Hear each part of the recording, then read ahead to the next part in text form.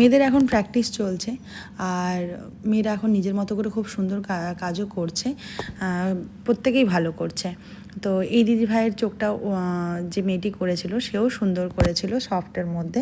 আমার একটু মনে হলো একটু কাজল দিয়ে ঠিক করে দিই। আর কিছু কিছু সময় তো আমার এটাও ভালো লাগে বেশ, যে একদম ধরো ওরা নতুন তো কিছু কিছু সময় প্রচুর ঘেঁটে ফেলে।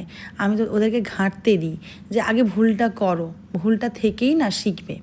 আগে আমি প্রথমে গিয়ে যদি দেখিয়ে দিই, তারপরে গিয়ে ওটা দেখে দেখে আরেকটা করে, তাহলে কিন্তু ওই অভ্যাসটা রয়ে যাবে যে দেখবে আবার করবে।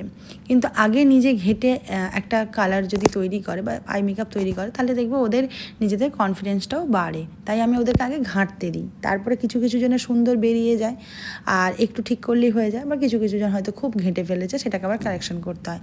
সেই একদম ঘেঁটে ফেলাটাকে কারেকশন করতে আমার ভীষণ মজা লাগে।